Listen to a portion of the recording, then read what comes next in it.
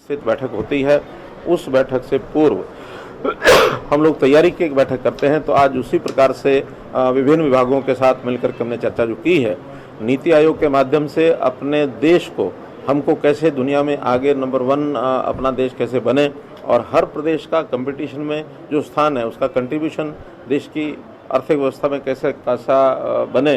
तो इस नाते से हर प्रदेश अपना विचार करता है। मुख्य रूप से उसमें पहला क्षेत्र है कृषि। कृषि में अलग अलग पहलू, किसान की आय डबल कैसे हो, डाइवर्सिफिकेशन के नाते से हमको जिन फसलों की ज़्यादा आज आवश्यकता है उसमें हम कैसे एंटर करें।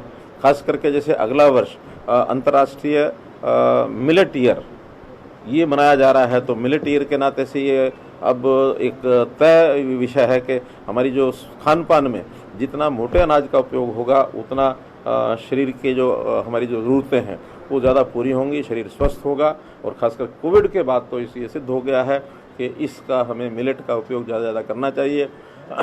दूसरा विषय उसके अंदर शिक्षा का है।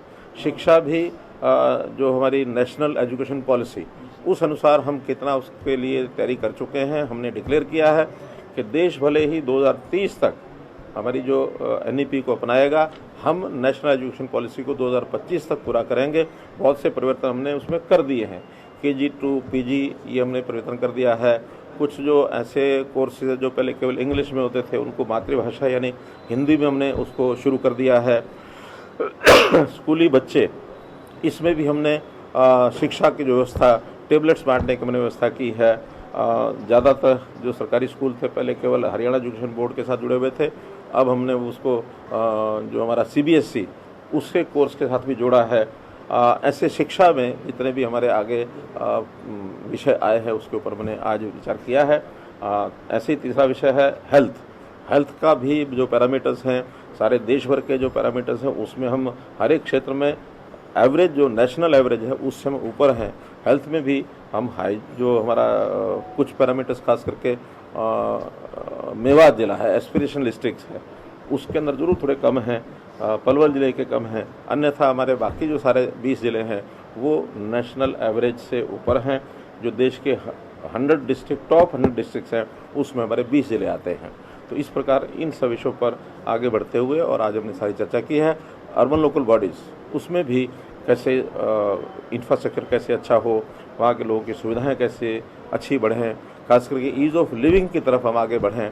हर व्यक्ति का, नागरिक का जो जीवन है वो सरल, सुगम और ये कैसे बने, इसके लिए हमारे जो IT के उपयोग हैं, हमारा जो टेक्नोलॉजी की जो व्यवस्थाएं हैं, ये सब भी हम लोग वहाँ रखेंगे, उसकी हमने तैयारी की है। और इसमें भी सबसे महत्वपूर्ण विषय जो हमारी इनोवेशन है वो है परिवार पहचान पत्र। इसके भी सारे विषय हम उसमें आगे रखेंगे। और आपकी जानकारी के लिए अभी जो नीति आयोग ने इनोवेशन के ऊपर जो रैंकिंग जारी की है, हरियाणा उसमें पहले 6ठे नंबर पर था और 3रे नंबर पर आ गया है। हमने एक छलांग लगाई है, तो उसमें भी हमें नीति आयोग ने काफ़ी सराहना दी।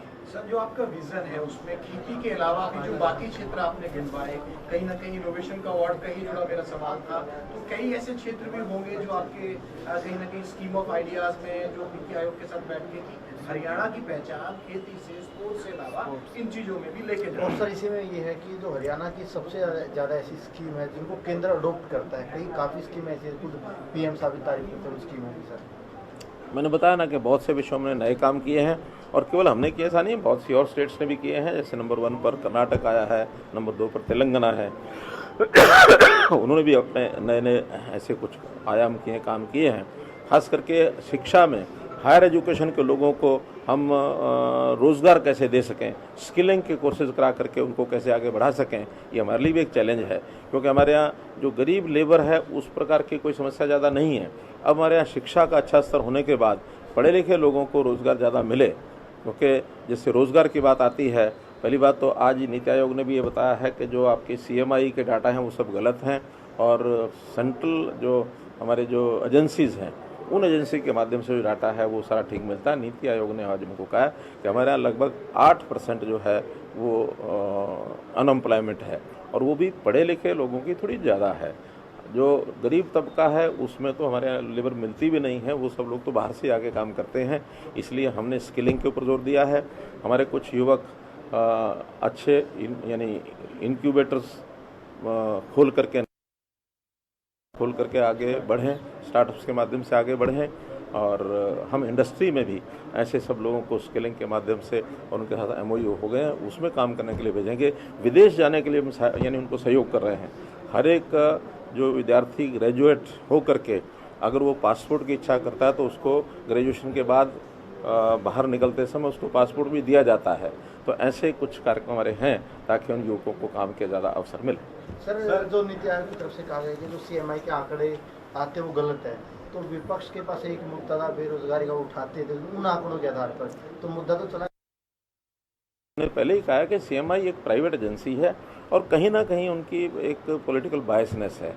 उस बायसनेस की हम चिंता करते नहीं हैं, क्योंकि हमें तो पता है कि हम जितने ऐसे स्किल्ड लोगों की ज़रूरत होती है, जहाँ भी ज़रूरत होती है, उसमें कोई बहुत बड़ी संख्या नहीं। हाँ, एक इसको ये कह सकते हैं कि ये अंडर एम्प्लॉयमेंट ज़रूर हो सकती है कि एक व्यक्ति काम उसको जो मिला हुआ है वो उससे अच्छे काम की तलाश में आगे बढ़ता है, बढ़ना भी चाहिए, उसमें कहीं कोई आपत्ति नहीं है। तो इसलिए सरकारी नौकरी जो किसी को ग्रुप D की मिली हुई है, पढ़ा लिखा है, और C की तरफ आना चाहता है, C वाला B की तरफ आना चाहता है, B वाला A की तरफ आना चाहता है, तो ये हमेशा उसको अपनी प्रवृत्ति करते रहना चाहिए। लेकिन हमारे यहाँ अनएम्प्लॉयमेंट का इतना बड़ा विषय जितना उठाया जाता है विपक्ष के द्वारा, विपक्ष उठाएगा, कोई दिक्कत नहीं। सर MHA ਤੁਹਾਡੀ ਗ੍ਰਹਿ ਮੰਤਰੀ ਨਾਲ ਇੱਕ ਮੀਟਿੰਗ ਹੋਈ ਸੀ ਚੰਡੀਗੜ੍ਹ 'ਚ, ਨਸ਼ਿਆਂ ਨੂੰ ਲੈ ਕੇ ਬਹੁਤ ਵੱਡਾ ਮੁੱਦਾ ਰਿਹਾ। ਹਰਿਆਣਾ ਉਸ ਨੂੰ ਲੈ ਕੇ ਕੋਈ ਕੰਮ ਕਰ ਰਿਹਾ, ਕਿਉਂਕਿ ਜਿਸ ਤਰੀਕੇ ਨਾਲ ਪੰਜਾਬ ਨੇ ਇੱਕ ਐਂਟੀ ड्रग पूरा प्रोग्राम चलाया, हरियाणा में भी हमने इसका एक बहुत बड़ा प्लान बनाया है, उसकी एक टास्क फोर्स बनाई है और ग्राम लेवल तक की समितियां उसमें बनाई गई हैं कि हम नशे के खिलाफ इस मुहिम को कैसे चला सकें, क्योंकि एक राष्ट्रीय समस्या है ये, चाहे वो नॉर्थ ईस्ट में है और चाहे उत्तरी भारत में है। उत्तरी भारत में उस दिन पंजाब, हरियाणा, हिमाचल, चंडीगढ़ और जम्मू कश्मीर को लेकर के सारे विषय थे।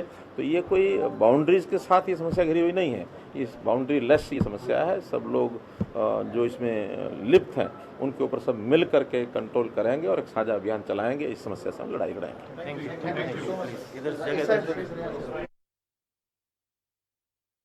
नीति आयोग की बैठक से पहले अधिकारियों के साथ मुख्यमंत्री की तरफ से एक बैठक की गई। इस बैठक में क्या कुछ चर्चा हुई है उसकी ब्रीफिंग यहाँ पर उन्होंने मीडिया के सामने देते हुए बताया कि हमारी प्राथमिकता है कि हम बेरोजगारी जो है उसे खत्म करें और साथ ही साथ यहाँ पर जो इच्छुक युवा हैं उनको हम पूरी तरीके से प्रोत्साहित करेंगे कि वो पढ़ाई में आगे बढ़े। अगर बाहर जाना चाहते हैं तो उसके लिए भी सरकार की तरफ से उनकी मदद की जाएगी।